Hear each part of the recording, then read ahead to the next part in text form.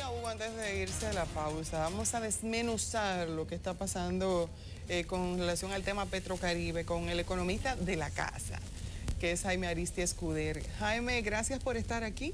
Un placer, buenos días, buenos días. Buenos días. Todavía no entendemos muy bien, Jaime, cuál es la repercusión que va a tener en la República Dominicana esta decisión del gobierno de Venezuela de vender una parte de la deuda de Petrocaribe, que no involucra solamente a República Dominicana, una parte de la deuda a Goldman Sachs. ¿Cuál es la repercusión que tenemos en el país? Bien, bueno, en primer lugar hay que dar por un hecho de que se dio la operación, que todavía hasta el día de ayer no había sido reseñada por ni Financial Times, ni Wall Street Journal, ni la revista The Economist, ninguno de esas publicaciones diarias con influencia la han tomado. El único que la ha publicado es el Nuevo Herald, o sea que vamos a partir de ahí, vamos a suponer que es verdad. Tampoco el gobierno dominicano la ha confirmado. De tal manera que no hay todavía una información de que efectivamente se dio. Pero asumiendo que se dio la operación, en primer lugar, como ustedes muy bien estaban analizando, yo creo que yo voy a aportar muy poco más de lo que hemos ustedes ya aprendido hicieron. tanto a escucharlos, ¿eh? Poco voy a añadir. Pero bueno, fuera de lo que sería esas posibilidades de vender algo de productos, que como tú muy bien señalas, no se han aprovechado en los últimos años, digamos desde el 2006 en adelante que se creó Petrocaribe, no se ha aprovechado la capacidad exportadora. Fuera de eso, las condiciones no cambian para el país, las condiciones del préstamo no cambian, es decir, vamos a suponer que Goldman Sachs compra esas 4.100 millones de dólares de acreencias que tiene Venezuela contra la República Dominicana, se la lleva para los Estados Unidos, pero las condiciones de un préstamo a 25 años con 2 de gracia y una tasa de interés de 1% no cambian para nada. El beneficio para Goldman de entregar ahora el 40% de esa deuda contra, de una deuda a 25 años es que va a estar entregando únicamente un 40%. 40%, estamos hablando de 1.600, 1.700 millones de dólares contra 4.100 que va a recibir en un periodo, sí, de 23 años, pero cuando uno trae eso a valor presente, se da cuenta de que hubo una ganancia extraordinaria para Goldman Sachs y una pérdida de centenares de millones de dólares para Venezuela.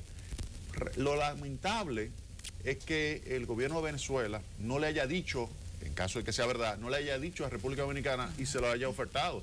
Porque ¿qué pudo haber hecho República Dominicana? Salir a los mercados de capitales, colocar un bono a 20 años, exacto, con una tasa de interés de 5.7, 5.8%, coger ese dinero, ir a donde Venezuela y comprárselo con el descuento del 40% y ganarse la diferencia, que implicaba pasar de una deuda con 1% a 23 años por una deuda al 5.8% a 20 años, pero con el descuento. De la mitad. Exactamente. ¿Qué ventaja tenía también? Que tú podías reducir en casi 4 puntos porcentuales del PIB la deuda actual. Es decir, que pasarías una deuda que está, digamos, casi en 50% a 46% de un día para otro. O sea, que eso hubiese ayudado muchísimo a República Dominicana. Los organismos internacionales tienen la plena seguridad de que la República Dominicana va a pagar la deuda, no importa quién la tenga.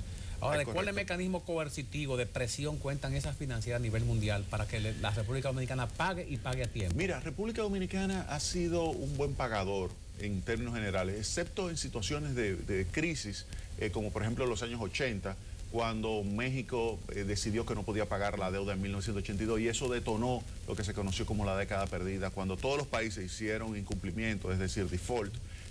Ahí, en una situación como esa, República Dominicana tuvo problemas en 1990, cuando el doctor Balaguer no tenía muy claro eso de pagar deudas. Hay que recordar cuántos años tenía el doctor Balaguer ahí, pensaba que se moría el otro día y así manejaba el Estado. Pero en general, República Dominicana y principalmente la deuda externa siempre cumple. Entonces, los organismos internacionales saben que es República Dominicana, pero también lo saben, y en este caso, bancos de inversión como Goldman Sachs. Goldman Sachs es el principal banco de inversión del mundo. O sea, estamos hablando de un monstruo, estamos hablando de un superbanco que hace sus análisis muy bien.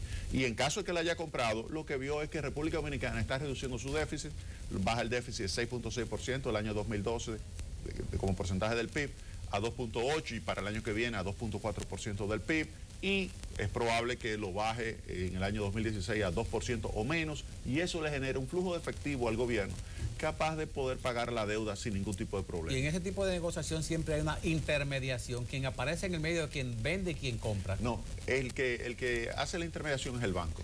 Es que lo extraño, y se gana eso también. Lo extraño, Franklin, es que haya sido el banco mismo que lo haya comprado y no a nombre de un tercero. O sea, imagínate que hubiese sido Warren Buffett que dice, ok, mira, yo quiero comprar esto, déjame hablar con Goldman para que Goldman me haga la operación. Eso es lo que se hace. O el gobierno dominicano dice, yo quiero comprarle esta deuda a Venezuela, déjame mandar a Goldman para que Goldman me haga la operación y lo compra a nombre mío. Por la misma confianza que te da el hecho de que los países puedan pagar la deuda. Es correcto. Eso es cuanto a lo que es la calidad de deuda. O sea, República Dominicana va a pagar esa deuda sin ningún tipo de problema.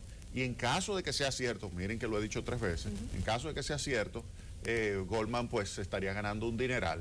Bueno, pero ahí es que yo me pregunto, si Goldman, que es lo que te extraña de manera directa, Goldman está saliendo a buscar hacer negocios. Ajá. No se supone, a mí me sorprendió que el ministro de Hacienda ayer dijera, como estamos todos sorprendidos, oye, pero estoy sorprendido, con esta información no lo sabía. No se supone que el Estado debe de tener un organismo, mira, déjame buscar la vuelta de cómo voy a bajar esto, déjame ver si hago un negocio con esto, déjame ver si bajo esto, porque aquí como que siempre nos sorprenden, es lo que te decía fuera del aire, siempre estamos que viene el lobo, llega el lobo, nos come y nosotros no nos sorprendemos y seguimos para adelante. Pero en realidad no nos han comido, o sea, lo único que ha hecho es cambiar de dueño la deuda, pero perdimos una maravillosa oportunidad. Sí, pero te voy a decir lo siguiente, el Departamento de Crédito Público está lleno de economistas excelentes. Yo conozco al director de Crédito Público, Magín Díaz, es un economista graduado de la Universidad de Chicago, la Universidad de Chile, la Pontificia Universidad Católica de Chile.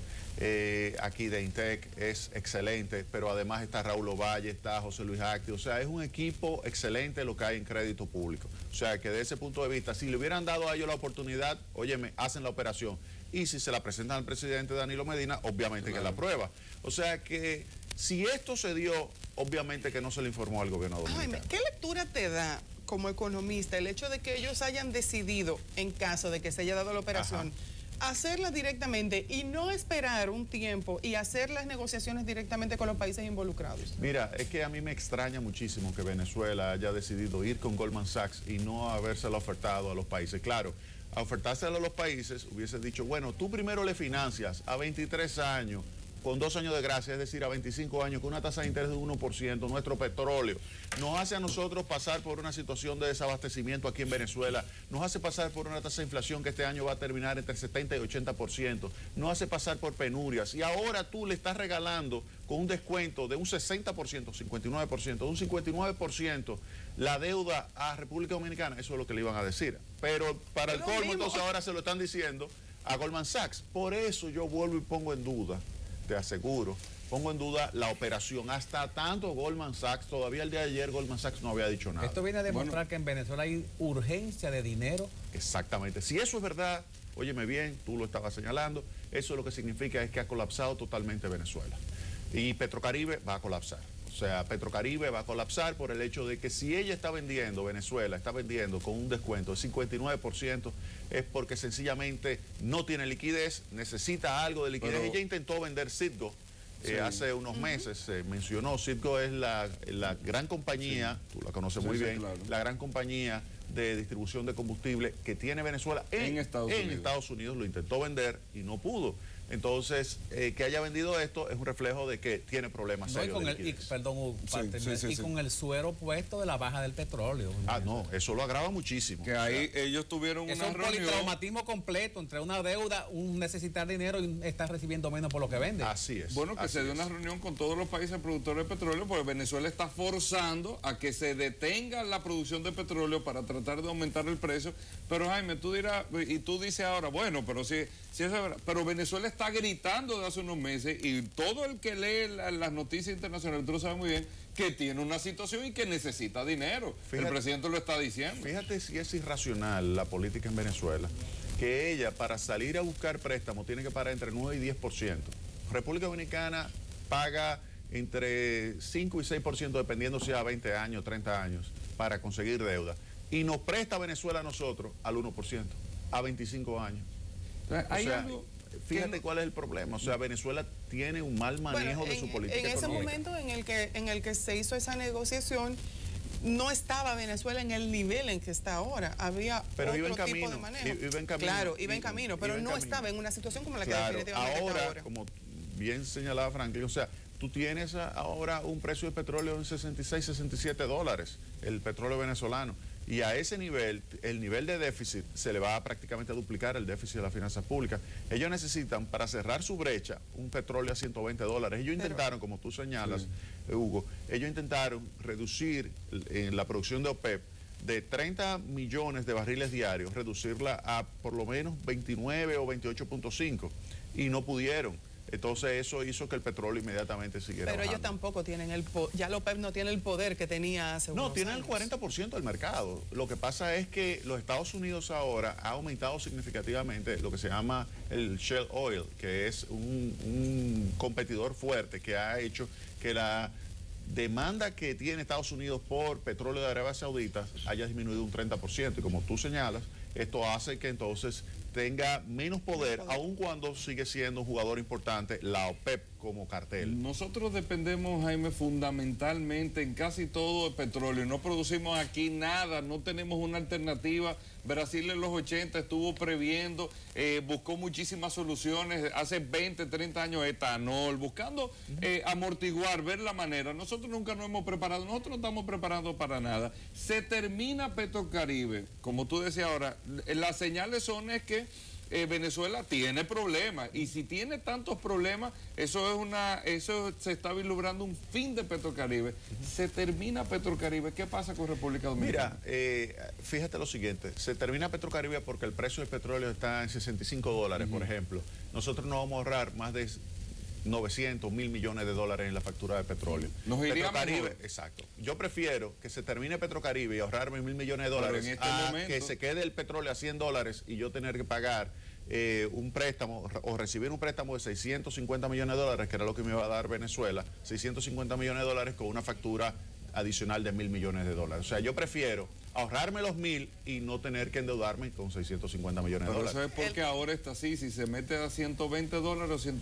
La tendencia es que se mantenga más o menos ahí en 70. Sí, hay incluso quienes han afirmado que puede bajar todavía más. O sea, si tú te vas a los servicios de Bloomberg, si te vas a los servicios de los que hacen modelos de pronósticos de combustible, te vas a dar cuenta de que debería bajar más porque todavía la economía china, es decir, por el lado de la demanda, estaría, digamos, reduciendo lo que es la capacidad de adquisición de combustible, y por el lado de la oferta, los Estados Unidos continúa inyectando más petróleo. Y además de eso estamos hablando de que se mueve la forma de consumo a otro tipo de combustible. Pero vamos a hablar sobre este tema y sobre muchos otros, porque ayer se dieron también algunos datos que tienen que ver con la economía dominicana y quisiera que lo abordáramos.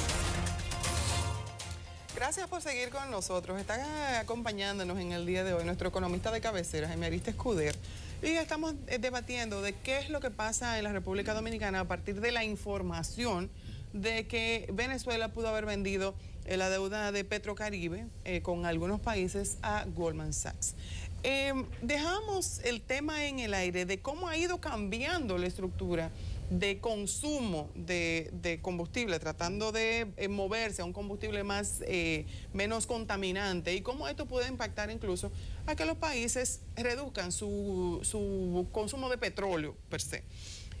Tú hablabas de que la República Dominicana incluso podría verse beneficiada si sale de Petrocaribe, por el asunto de que no tendría que, o que tú entiendes que sería bueno para la economía dominicana, en el sentido de que no tendría que pagar tanto por una deuda y sería más sano para la economía. O sea, lo que yo digo es lo siguiente: si tú me pones a escoger un precio más bajo sin Petrocaribe o un precio más alto con Petrocaribe, yo me quedo con el precio más bajo.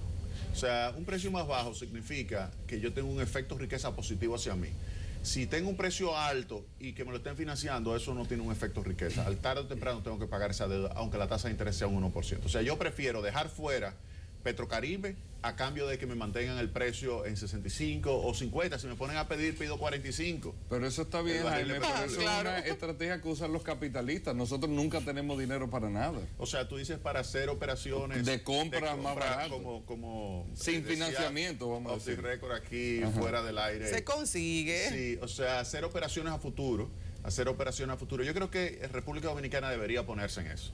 República Dominicana debería ponerse en eso para asegurar algunos precios y hacerlo escalonadamente, o sea, hacer una parte con un precio de 65 y así, en la medida que vaya bajando, va amarrando diferentes precios. Aprovecharte, Jaime, que estás aquí y hablar un poco de economía local. ¿Cómo vamos, República Dominicana? Vemos siempre que no, que estamos creciendo, que la economía, fuera del aire, Elisa decía, bueno, Panamá, República Dominicana, los países lo único que están creciendo, pero... el mismo tema de siempre, pero ¿dónde lo vemos? Liderando por encima de Brasil. Yo me quedé sorprendida de acuerdo al último informe. ¿Cómo tú me enseñas a entender que estamos creciendo? Vamos a tomar por sectores. Toma el sector turismo. El sector turismo ha estado expandiéndose en los últimos meses de una forma significativa. Tú lo notas, notas las inversiones que se están realizando, notas la presencia del turista, notas los hoteles, cómo están con una tasa de ocupación mayor. Lo que pasa es que lo que vivimos en la capital, pensamos que la capital es el país, y desde aquí no se ve el crecimiento del peaje para allá. Ese es el punto. Tampoco ves, por ejemplo, la producción agropecuaria, cómo ha ido mejorando, cómo se están aumentando las exportaciones. Tampoco estás viendo cómo están aumentando las exportaciones de oro. Tampoco estás viendo qué está pasando con el sector construcción. Ahí más o menos lo ves, y tampoco estás viendo cómo el gobierno ha cambiado la inversión que antes se realizaba únicamente en el principal centro urbano, que es la capital y el Gran Santo Domingo, con las inversiones que ahora está realizando el gobierno en todo el país y diseminado utilizando una tecnología más intensiva en mano de obra, como es la construcción de escuelas. Eso genera un mayor nivel de empleo y fíjate que la tasa de desempleo ha ido disminuyendo. Entonces se nota el crecimiento. Que nosotros no lo percibamos o que mucha gente no lo perciba no significa que no se está creciendo. Los números, y yo ahí te puedo dar fe porque conozco el equipo del Banco Central, la mayoría fue estudiante mía, son excelentes profesionales con doctorados ya, con maestrías, y son excelentes técnicos, han hecho un excelente cálculo de lo que son las nuevas cuentas nacionales y ahí está el número de que se está creciendo alrededor del 7%, que es lo que recoge la CEPAL y también fue algo que el propio Fondo Monetario Internacional lo ratificó. Ese crecimiento va unido de la mano con la depresión del precio internacional de los metales que exportamos, las mineras. El Estado recibe menos recursos, aunque algunas de ellas adelantan pagos para que el Estado pueda manejarse en alguna fecha, pero también hay un equilibrio o un desequilibrio en algún momento. Sí, mira, eso es correcto. Tú tienes que el precio del oro ha ido bajando desde 1.250, está a 1.190 y está oscilando 1.190, 1.180, 1.200. Y eso obviamente que nos disminuye nuestros ingresos. Pero si tú lo comparas con el año 2012, cuando no estamos exportando, todavía estamos recibiendo una cantidad significativa de recursos. O sea, estamos recibiendo más de $1.000 millones. Entonces, eso ayuda al crecimiento. Pero, fíjate la contraparte, si tú le reduces $1.000 millones a la factura de petróleo, asumiendo que se quede en $65, por ejemplo, si tú le reduces $1.000 millones a la factura de petróleo, tú tienes ahí un efecto riqueza positiva. Eso se manifiesta no solamente en ingresos para el gobierno, se manifiesta en menores gastos para República Dominicana y específicamente para los bolsillos de las personas. Pero cuando baja el precio del petróleo a nivel mundial y el Estado o el gobierno baja el precio del combustible, recibe menos impuestos que le cobra al consumidor. ¿Y hay estadísticas que puedan demostrar que al bajar el precio del combustible aumenta el consumo? Sí, también. Ese es el otro punto. Y ten en cuenta de que no todas las figuras impositivas que afectan el petróleo son ad valorem. Hay una parte que sí es ad valorem, pero hay otra parte que es fija. Entonces ahí baja el precio y se queda igualito el peso por galón, que es la mayor parte. El que cae es el más pequeño. Entonces el gobierno no necesariamente va a perder recaudaciones. Si aumenta el consumo, como tú muy bien señalas, si aumenta el consumo porque la economía crece más, porque los precios relativos ahora son menores y es más barato en términos relativos ahora consumir combustible que consumir cualquier otra cosa, entonces eso hace que aumente la demanda del producto y al aumentar la demanda del producto puede compensar lo que sería esa disminución de las recaudaciones por unidad de galón. Jaime, la economía dominicana ha visto un crecimiento importante en el aspecto minería. Ese a veces pareciera como que es el renglón que no solamente que más ha crecido, sino que en cierta forma hasta casi sustenta una buena parte de la economía local.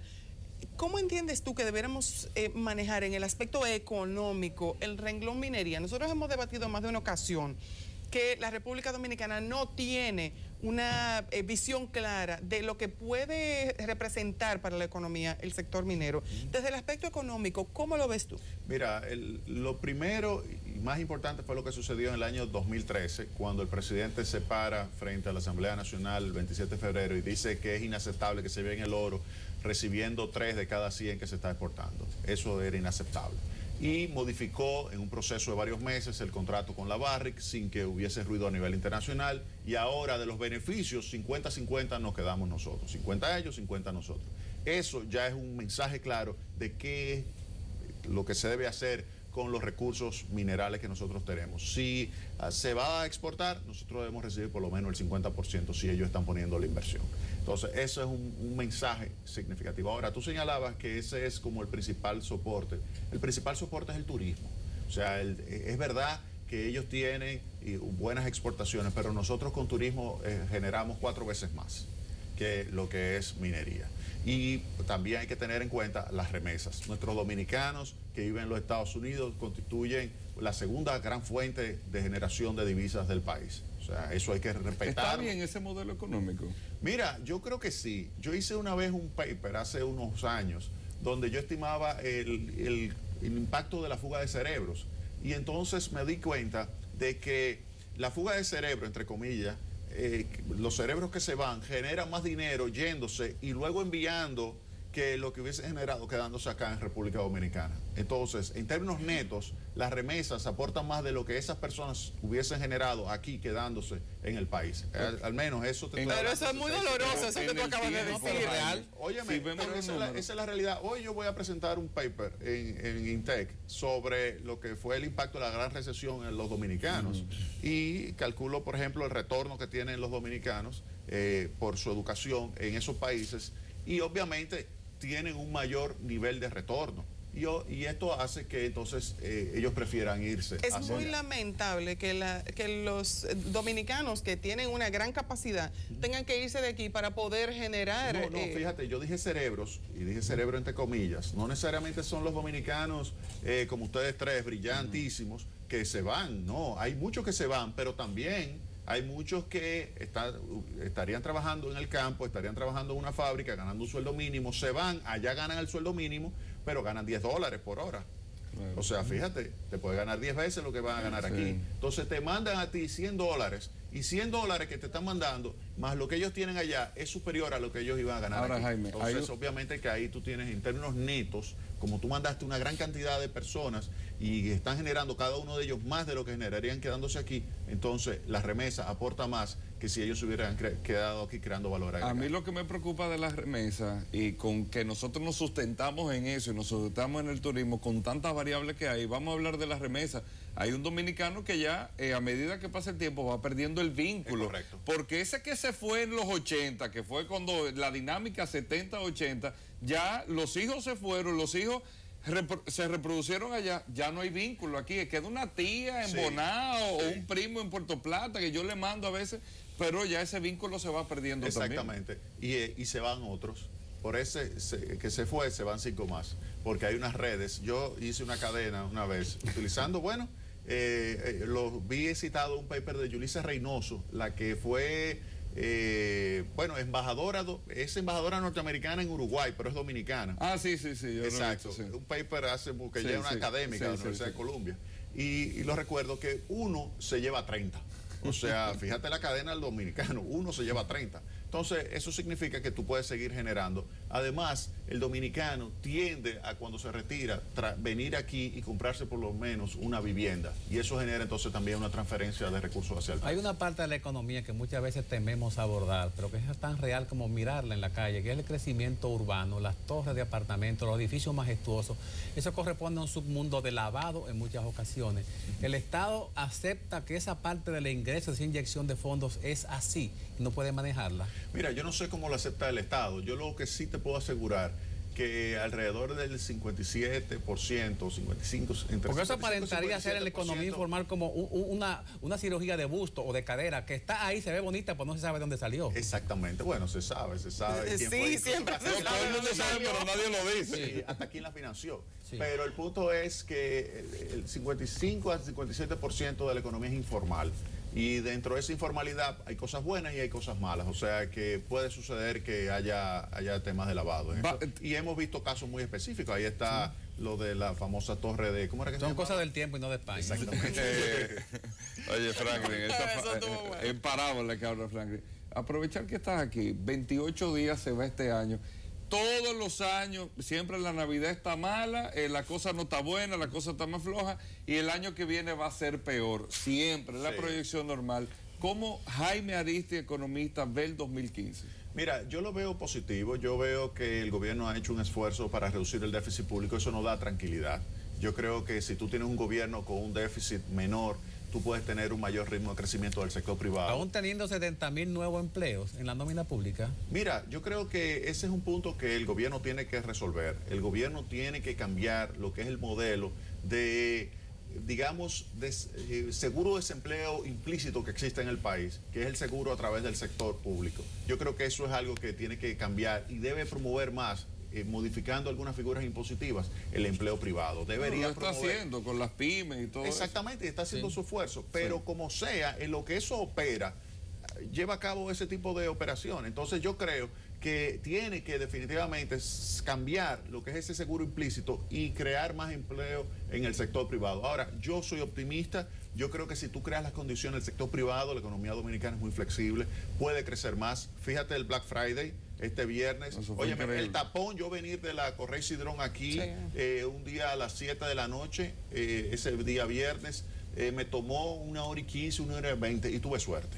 O sea, era Lástima un que aquí mar no se de manejan personas. los números, aquí no nos dicen. En Estados Unidos, el sábado todo el mundo sabía cuánto se movió. No, se habló de Aquí no se alrededor de sabe. 400, Pero 500 millones. Con Guarocuya ahí van a dar números. O sea, tú te imaginas las compañías, no, yo vendí tanto y Guarocuya sí pasa por aquí, te estoy esperando. Pero Guarocuya lo sabe. pero Todas las realmente empresas se- tienen tu impresoras café. fiscales. Los grandes. Con un botón, tú lo Lo sabes. grande, pero te acabo de decir que el 55-57% es informal. Y eso van a decir. Se habló- o sea, más de la mitad se de la habló. economía es informal.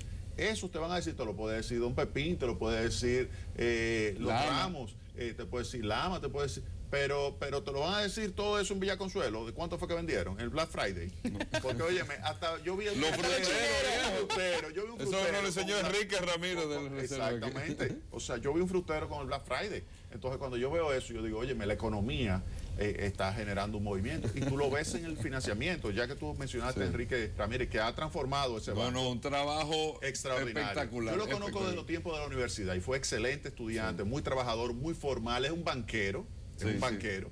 Y ha transformado ese banco. Fíjate la operación que acaba de hacer. Esa venta de cartera lo que hace es generar disponibilidad de recursos para el sector privado, para el país. Y el reconocimiento del banco también, sí, que sí, lo sí. dio la primicia aquí el viernes como mejor banco Jaime. aquí del país. Así es. Nosotros hemos hablado de la economía en sentido general. En el año que viene se desmonta el subsidio para muchos productos bueno, que se consumen de consumo básico.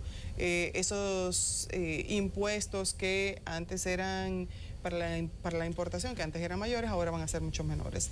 En ese sentido, ¿cómo tú ves el 2015 para la microeconomía?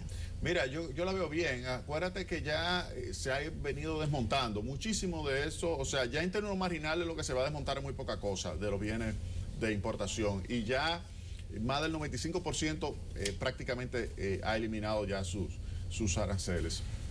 Para la micro y pequeña empresa, con las condiciones que se están brindando, se acaba de aprobar el reglamento especializado de créditos para la microempresa, que va a ayudar a que haya más disponibilidad de recursos para la micro y la pequeña empresa. Se ha estado haciendo un trabajo a través del Ministerio de Industria y Comercio para favorecer que pueda haber no solamente financiamiento, sino apoyo directo a la micro, pequeña y mediana empresa. Creo que eso va a favorecer a ese segmento empresarial dominicano. Y me gustaría sí que se ponga sobre la mesa también la necesidad de eliminar algunos impuestos que quiebran negocios, como es el impuesto del 1% sobre los activos, eso hay que eliminarlo. Y también modificar el ITEVIS para que no sea por lo facturado que tú tengas que pagar a los 30 días y tú lo sabes. Sino por lo cobrado. El que vende publicidad está vuelto loco. Exactamente. En la escuela de economía, en la escuela de política, tienen asignatura la economía política o la política económica. Sí. Yo sé de la franqueza que te adorna y la sinceridad cuando hablas. Si pudiésemos utilizar 1.200 millones de pesos en un mes para invertirlo en algo que sea perentorio, necesario, imprescindible, ¿qué tú harías con 1.200 millones? Mira, en vez de la canasta. Sí, no, yo tomaría 1.200 millones de pesos para invertirlo en el sector salud ahora mismo. Yo creo que tú puedes conseguir una gran cantidad de medicamentos con eso. Lo puede hacer a través de Promese, que tiene una capacidad de compra con economía de escala que te permiten reducir los precios. Y esos 1.200 millones pueden ser en realidad 4.000 o 5.000 millones de pesos en términos efectivos por la competencia que se genera en esas compras gubernamentales. Y pudiera comprar, por ejemplo, algunos equipos básicos para el sector salud, como puede ser, por ejemplo, pequeñas cunitas para los niños. Ventiladores, incubadoras. Ventiladores, exactamente. Yo utilizaría ese dinero. Sería mejor regalo. Mira, yo creo mucho en lo que es un presupuesto basado en resultados, Franklin. Yo creo que es indispensable para echar a este país hacia adelante, invertir en educación y salud, porque eso fortalece el capital humano. Y tú tienes que vincularlo. Por ejemplo, si tú vas a invertir 100.000 millones de pesos en educación, tú tienes que decir, bueno, yo necesito que este año las notas de los niños mejoren en 2 puntos. Las notas de lo que es las pruebas nacionales, que me mejoren en 2 puntos. Entonces ya tú sabes que esos 100.000 millones se van a ir. Entonces tú tienes que ejecutar todo un conjunto de actividades que favorezcan ese resultado que tú quieres alcanzar. Jaime, gracias por haber estado aquí. Un placer. Te sacamos el jugo, Ay, felicitaciones. Es el cumpleaños de Elisa. Con su pelo rosado. 27 pegaste. 27 derecho a esta pintura. Exactamente. Oye, déjalo ahí. Oye, que yo soy del Cibao. Puedo llevar hasta la 6 de noviembre, ¿sabes?